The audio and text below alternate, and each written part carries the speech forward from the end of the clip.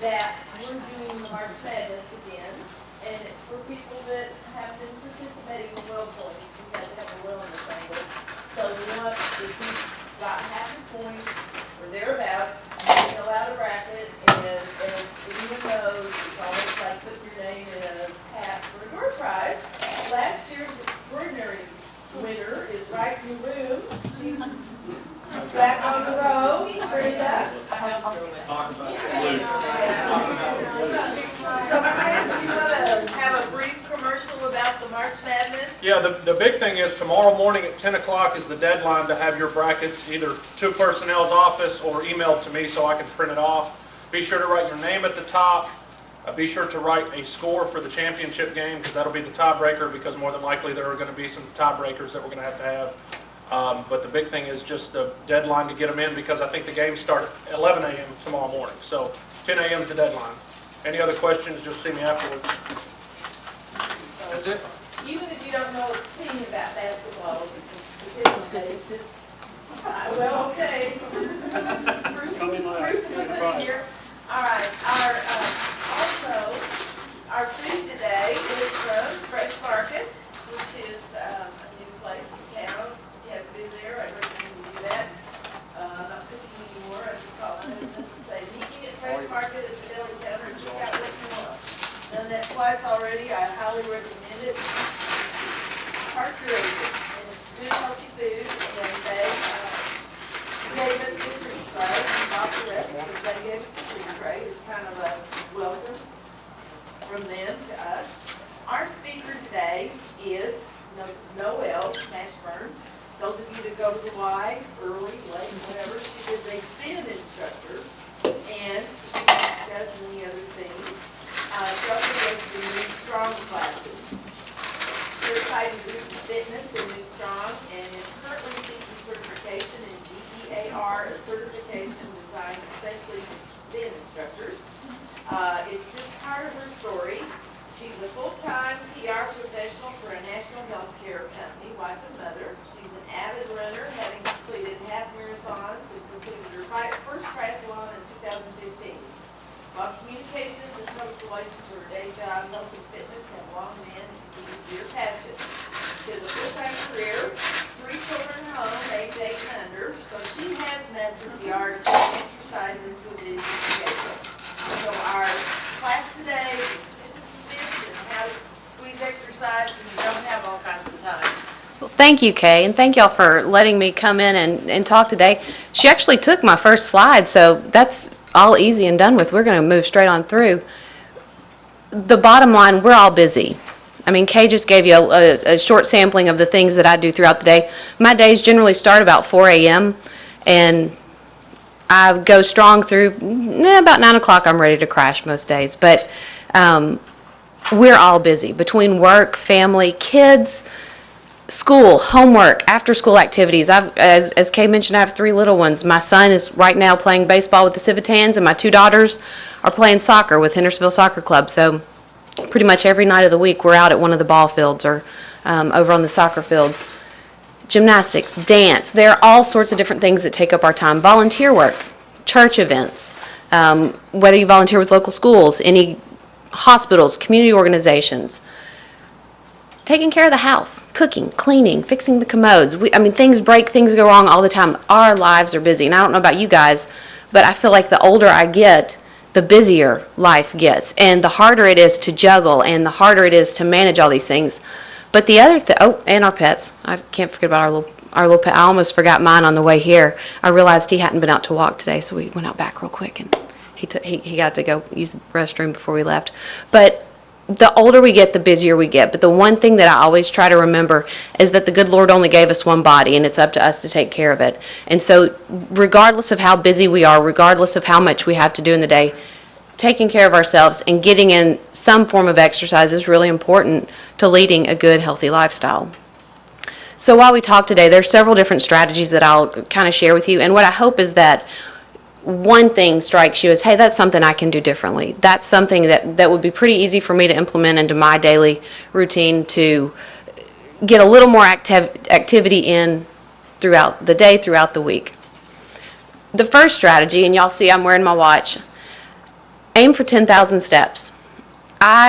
When I am not in my day job, which I am communications PR by trade, I sit a lot. And about 2 months ago, it dawned on me, I am sitting all day long. I can easily sit at my desk until 12:30, 1 o'clock, working straight through the day. And what I realized, my hips were hurting, my legs were hurting, everything was just starting to hurt. So I started wearing my watch just to be a little more thoughtful of how much I'm moving, how much I'm not moving. And I realize it looks fine with my gym outfit, but when I'm wearing a nice, work clothes, it's not all that pretty. I am getting one of the Vivo Smarts. I'm about to order one. But find something. What this has done for me is it's allowed me to constantly check. I have my pedometer on my wrist all day, every day. And if I'm only at 6,000 steps by 3 o'clock in the afternoon, I've got a long ways to go until I hit 10,000 that night. Any guesses what I'm at today?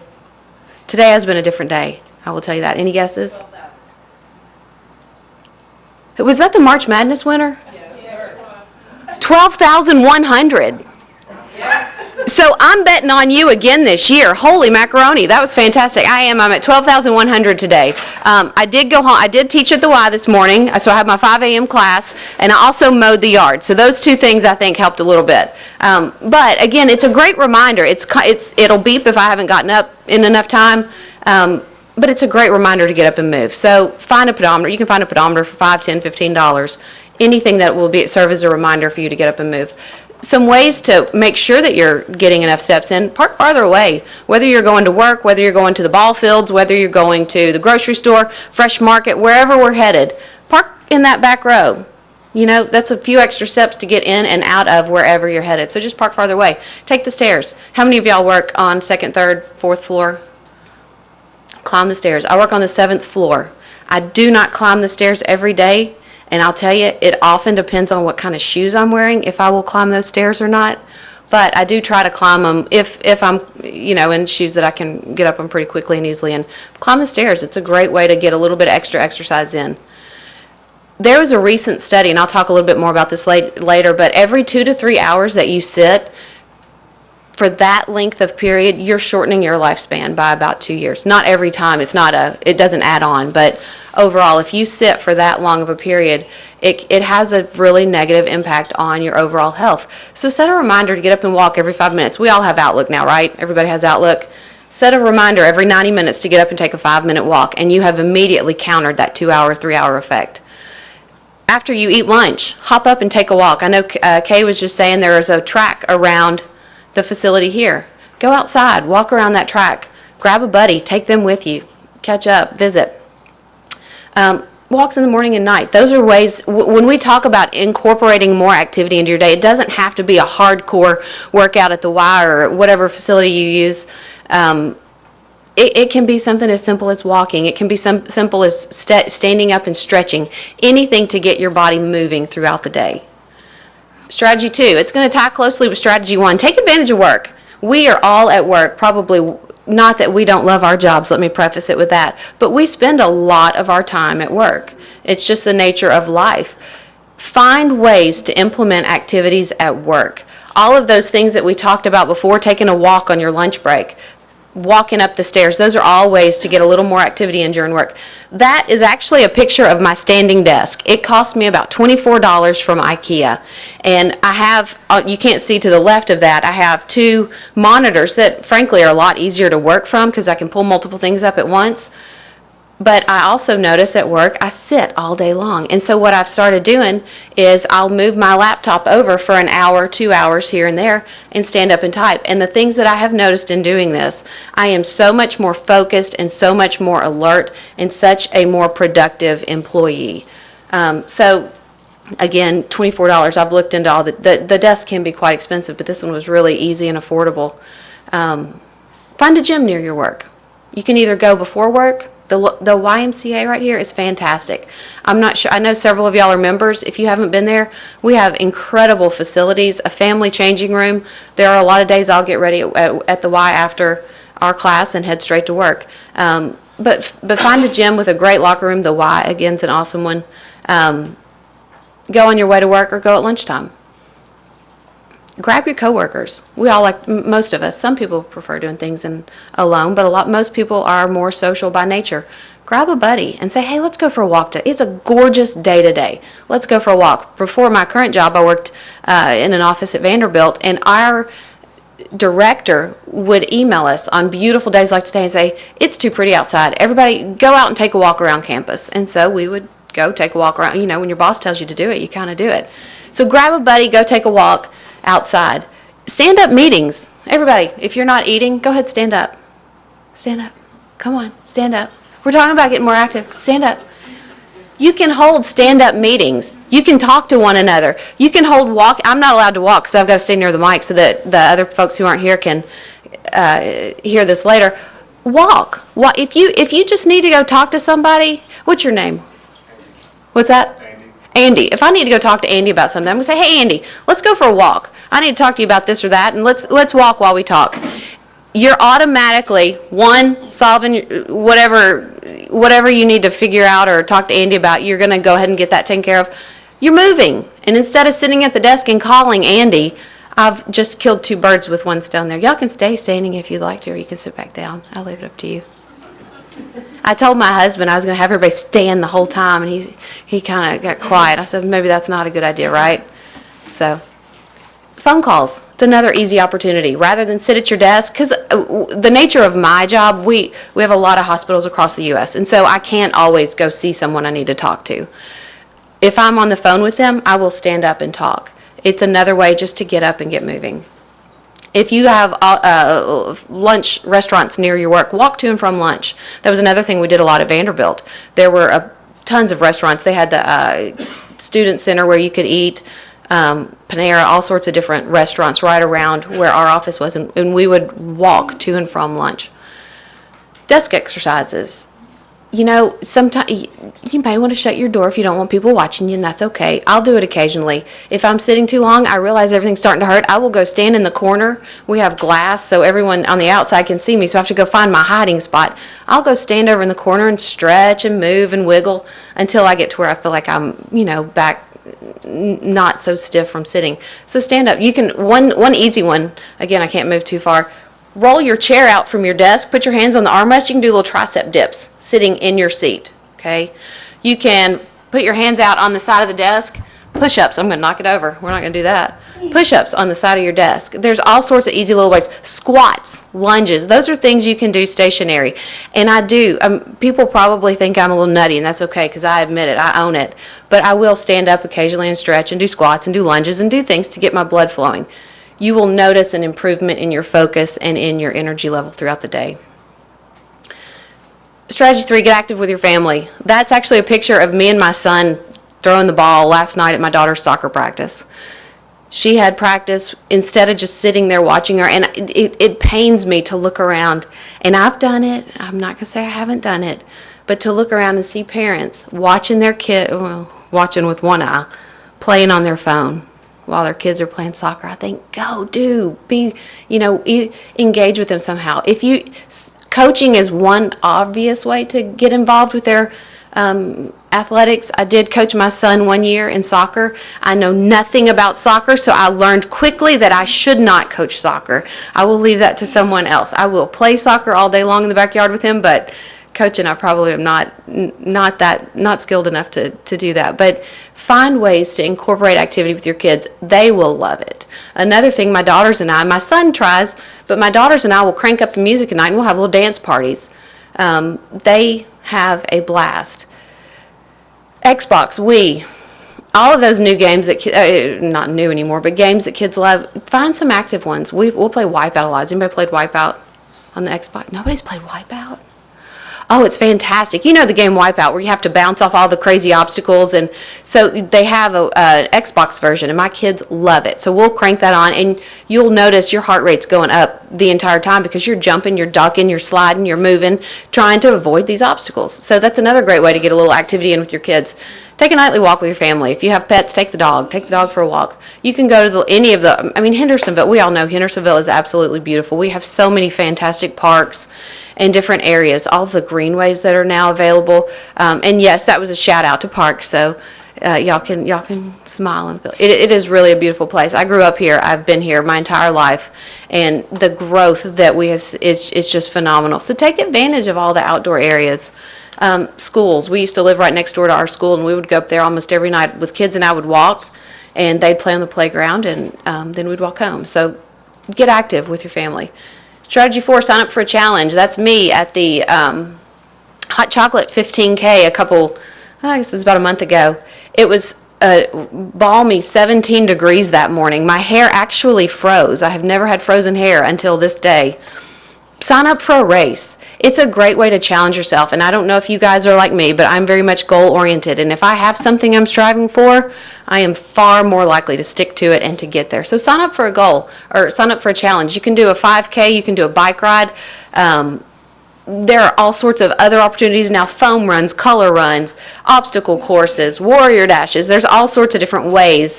Find what's fun for you, but look for a challenge, and that will help you to stay motivated. Find something with a cause you support. So many of these races and events will support different causes, cancer, heart disease. Find something that's meaningful to you. Humane Society, find something that's meaningful to you that will also help you to stay focused and motivated. Multitask. Make your social outings physical outings. Instead of calling your friend and saying, hey, let's go see a movie, call your friend and say, hey, let's go for a hike. Hey, let's go for a bike ride. Instead, it's just sitting down having a cup of coffee. Grab that cup of coffee and take it to go. Go for a walk. Back to the previous slide, register for a 5K and invite a friend to do it with you. You can train with them. You can run with them. It's just having that extra person. One, it makes it a little more fun, and it also will help hold you accountable because then someone is expecting you. The morning class that I teach, there are quite a few pairs of people, and I know if I see one of them, the other one will be there. And the days that only one of them shows, it's kind of funny because you can tell they sort of feel like their right arm is missing because they're so used to having their buddy there with them. It's an accountability factor, but it also does make it more fun. Keep it fresh and fun. Try new things. Canoeing, hiking, trail running. That's actually my brother, his wife, and my husband, me in the corner, and all of our kids hiking. We had 2 of them on our backs because they were too tiny to walk through the trails, but I think we were at Lock 4, I think. I can't remember where that was. It was about 2 years ago. Go for a hike. It's a lot of fun. If you have children, they will absolutely love it. They will probably pick up every rock and every bug along the way, and some of them may or may not sneak home with you, but it's just a lot of fun. Look for group fitness classes. At the Y, we have tons of them. Morning, night, during the day, lunch hour, weekends. Having the group that I teach in the morning, they have inspired me probably far more than I will ever do so for them. They get up every Monday, Wednesday, and Friday between 4 and 4:30, and they are at the Y. They are smiling, they are working, and they are committed to that, committed to making activity and committed to making exercise an important part of their life. And they are really just a fantastic group of people. That group fitness, again, some people might like a solo approach better, but if you are someone who really enjoys social activity and thrives off others, having a group class around you, find the one that works for you, and it will help keep you motivated and inspired to move. And the last one is don't delay. For me, this is my morning class today. We normally have anywhere between 16 and 20. We actually had a really small group today. I don't know if it's the weather. People went outside to run. Starting your day with exercise, you don't have a reason to put it off. So at the end of a long work day, we go home, we take our shoes off, we think, oh, I don't feel like running today. I'm pooped. I worked so hard. I just really want to go sit. If you get up in the morning, and if it doesn't have to be an hour-long grind. It can be a 15-minute walk outside. It can be a 30-minute run on the treadmill. It can be any small amount of activity, but getting up first thing in the morning, you've already knocked it out for the day. You're going to have a lot more energy throughout the day, and you'll find over time that you build a routine of it and it becomes a habit. What I have found, before I had children, I used to work out at night. And so that was normal to me. After having kids, I couldn't go at night because all of a sudden your night just gets, I guess it goes back to that thing I said at the beginning where the older you get, the busier life gets. at night I can't, it's harder for me to do stuff at night unless it's something with my children. But in the mornings, that's my time. And what I have found is if I don't get up and work out, I feel pretty crummy that day, even if it's something as simple as walking on my treadmill. I don't have the energy or the focus to get through the day that I would have if I work out. So that it will become part of your routine, and you will find that without something, you don't feel quite as good. Hit the Y on the way to work, on your way to work. You all work around here. They have great locker rooms. They have great facilities. On your way in, you guys are lucky to work here too. I drive to Brentwood every day. That's a long haul. So hit the Y on the way in. You can swim. I know Kay said she swims a lot. Swim, run, bike. Look for a class. There's so many different opportunities. And then that last piece is, again, like I said, make it a habit. Commit to it, and it will become a habit. So the big question, why do we do all this? Why does it matter? There's a lot of obvious reasons. You're going to look better. You're going to feel better. You'll be able to better manage your weight. You'll have improved health, lower cholesterol, lower blood pressure. You're going to reduce your risk of all sorts of different medical conditions. You're going to be in a better mood. I can't tell you how many times I have gone to the gym feeling crankier than a wet hen, and I have left thinking, okay, I'm all right. I can do this. I'm okay today.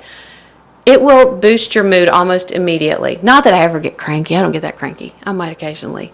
You'll have more energy. You'll feel yourself over time. The more you exercise, it's like the more energy that you have. And you're also going to sleep better at night. So those are kind of the obvious reasons. The not so obvious reasons, it will actually improve your memory and focus over time. Exercise is really great for brain power.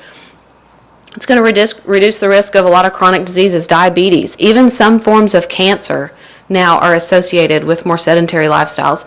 I mentioned earlier, I read a study just recently that every 3 hours that you are sitting, your life expectancy decreases by 2 years.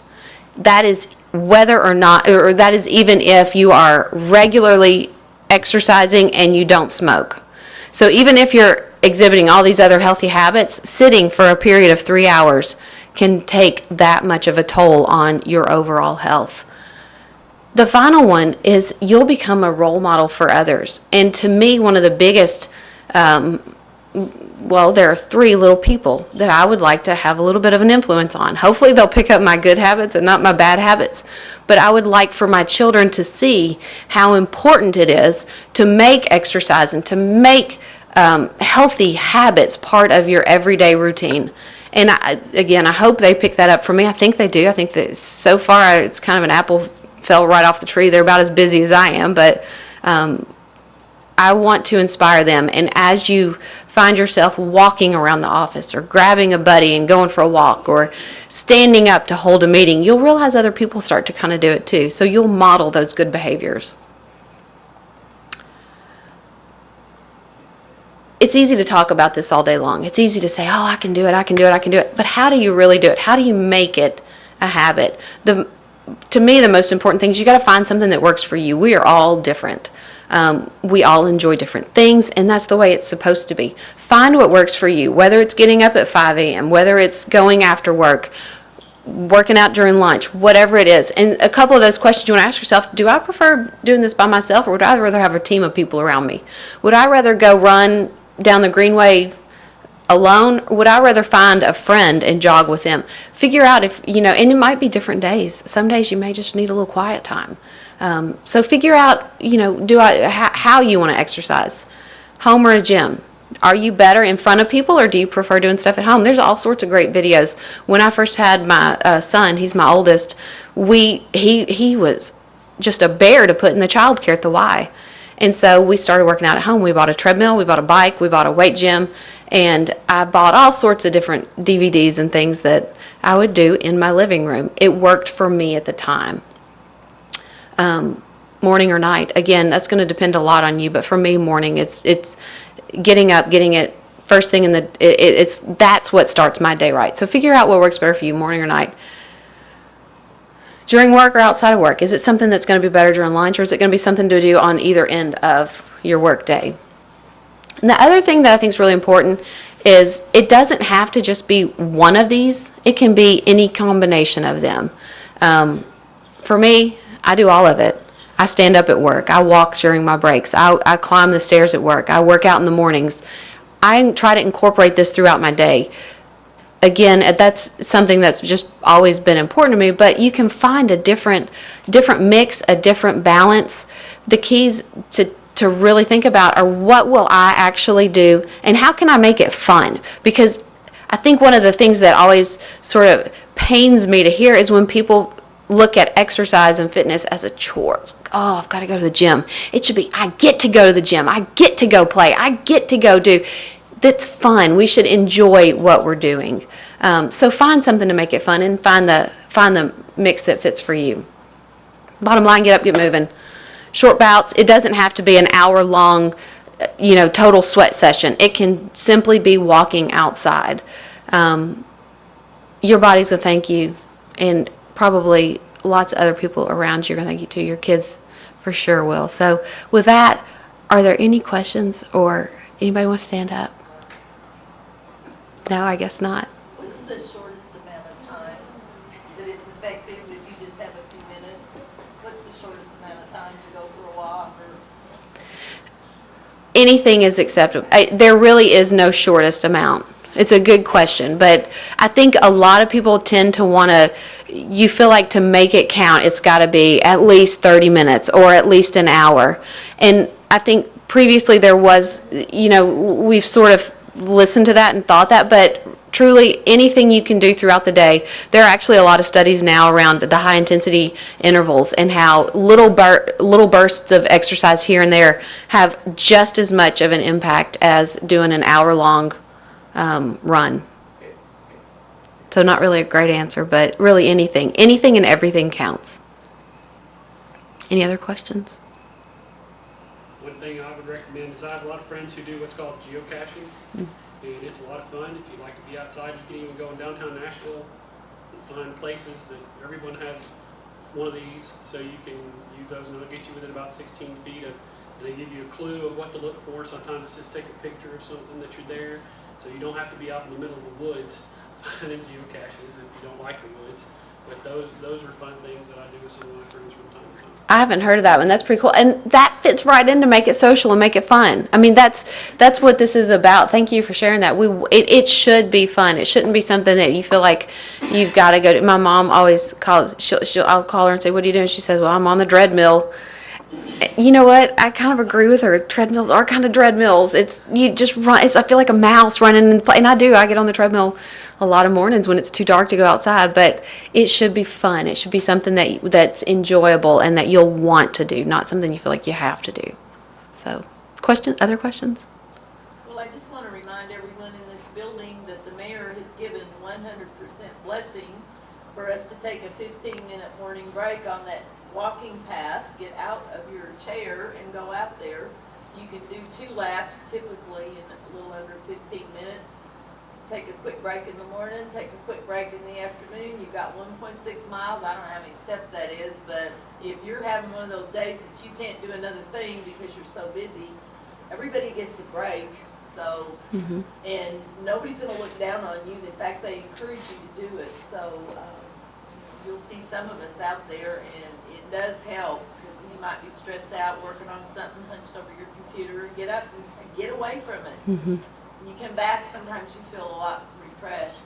So. And you might also find clarity. If you're trying to figure out a problem or you've got an issue with somebody or something, it can really give you a lot of clarity. And maybe where you were sitting in the heat of whatever had you frustrated, stepping away from it and getting out and moving around can really help you to kind of process and think, maybe that's what I should have done, or that's how I can solve that. So definitely. And y'all are really lucky to have a nice walking trail. A lot of places don't have that. So take advantage of it. Get out there and walk. I'm going to come by later and make sure everybody's out there walking. Any other questions? Thank you for coming. And Y'all come see me at the Y. I teach Sundays at 2 o'clock. I teach spin.